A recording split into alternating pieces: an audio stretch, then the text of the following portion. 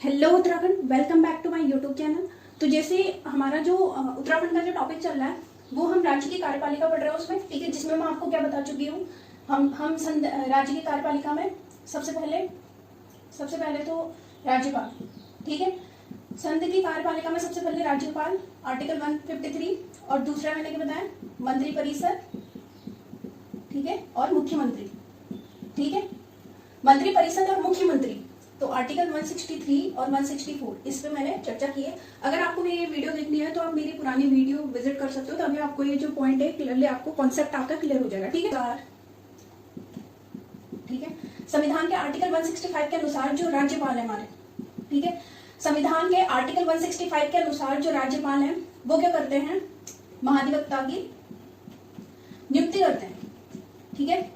महाधिवक्ता की नियुक्ति करते हैं कौन, राज्यपाल, ठीक है। कौन करते हैं, राज्यपाल करते हैं। राज्यपाल द्वारा महाधिवक्ता की नियुक्ति की जाती है, लेकिन इनका जो कार्यकाल है उसकी कोई सीमा नहीं है, ठीक है। जो कार्यकाल है इनकी कोई अवधि नहीं है, मतलब कि कोई सीमा नहीं है। जैसे देखो, जैसे राज्यपाल है, ठीक है, राज्यपाल है, राष्ट्रपति है ना, इनका टेन्योर तो है ना, इनका टेन्योर मतलब कार्यकाल, ठीक है, जैसे 5 वर्ष और राष्ट्रपति के 5 वर्ष, ठीक है। तो वैसे इनकी जो अवधि है वो नियत नहीं है, मतलब कि वो नहीं है, फिक्स नहीं है, कोई अवधि नहीं है कार्यकाल की, ठीक है।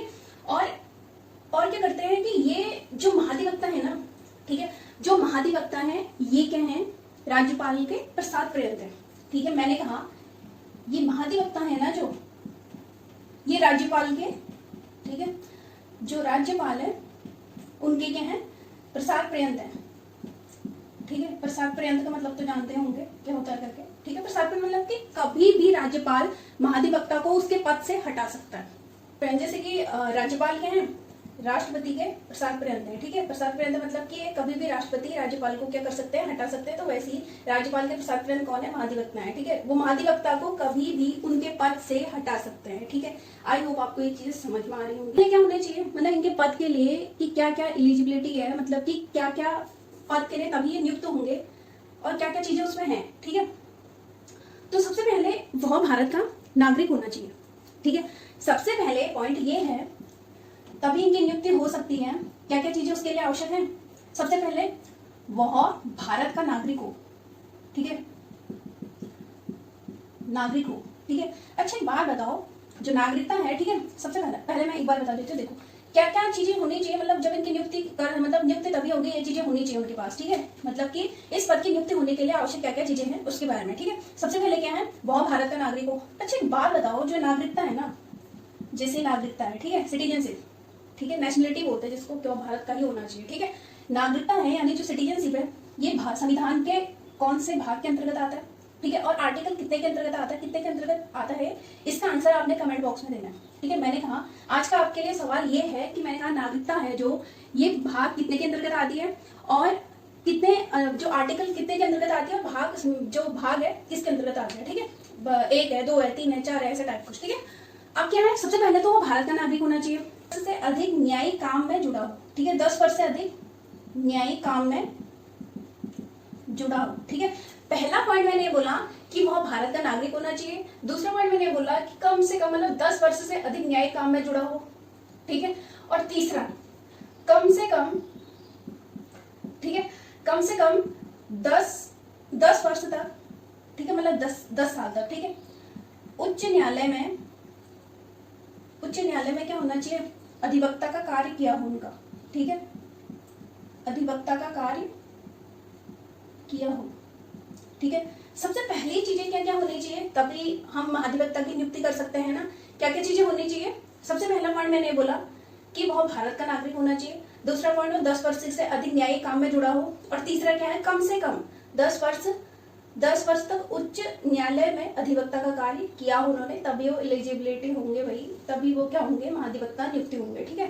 अब इनका कार्य क्या है, महाधिवक्ता का जो है कार्य क्या है, इनका भी क्या करते हैं, ठीक है। इनका कार्य क्या है, वह मतलब यह जो है महाधिवक्ता है, विधि के विषय में राज्यपाल को सलाह देते हैं, ठीक है। यह क्या करते हैं, मतलब ये जो महाधिवक्ता है ना, विधि के विषय में, ठीक है, विधि के विषय में राज्यपाल को क्या करते हैं, सलाह देते हैं, ठीक है, देखो मैंने कहा कि यहाँ विधि के विषय में राज्यपाल को सलाह देते हैं और क्या कर सकते हैं हमारे, और जो राज्यपाल द्वारा जो सौंपे गए इनको संबंधित जो कार्य हैं उनका संपादन करते हैं, मतलब कि एडिटिंग करके उनके समक्ष रखना। ठीक है, देखो राज्यपाल द्वारा, दूसरा पॉइंट क्या है, राज्यपाल द्वारा जो इनको कार्य सौंपे गए हैं ना, ठीक है, राज्यपाल द्वारा जो इनको विधि संबंधी कार्य सौंपे गए हैं, ठीक है, विधि संबंधी कार्य इनको सौंपे गए, मतलब अगर इनको सौंप दिया जाता है तो उनका ये क्या करते हैं, संपादन करते हैं। ठीक है, संपादन करने का मतलब आप जानते हो, एडिटिंग करना। ठीक है, संपादन का मतलब क्या है, एडिटिंग करना।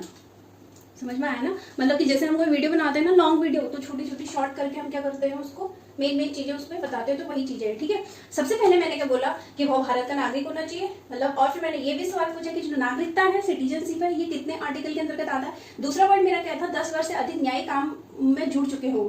ठीक है, तीसरा है कम से कम 10 वर्ष तक उच्च न्यायालय में अधिवक्ता का कार्य किया उन्होंने। ठीक है, और इनका जो मेन कार्य है, क्या काम करते हैं ये क्या करते हैं, राज्यपाल को विधि संबंधी द्वारा क्या करते हैं, सलाह देते हैं, यानी परामर्श देते हैं, और राज्यपाल द्वारा जो इनको विधि संबंधी कार्य अगर सौंपे गए तो उनका ये संपादन करते हैं। संपादन मतलब होता है एडिटिंग कर सकते हैं ना, सदनों में भाग भी ले सकते हैं। ठीक है, जो सदन चल रहे हैं, ठीक है, सदनों की बैठकों में क्या करेंगे, भाग लेंगे।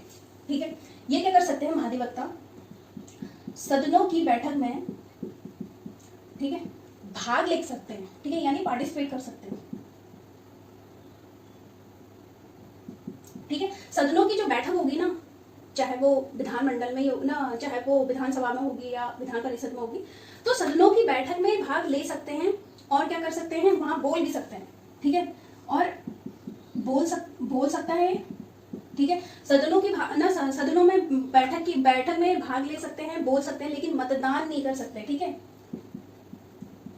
लेकिन मतदान नहीं कर सकते। ठीक है, मैंने क्या कहा, सदनों की बैठक में भाग ले सकते हैं लेकिन मतदान नहीं कर सकते।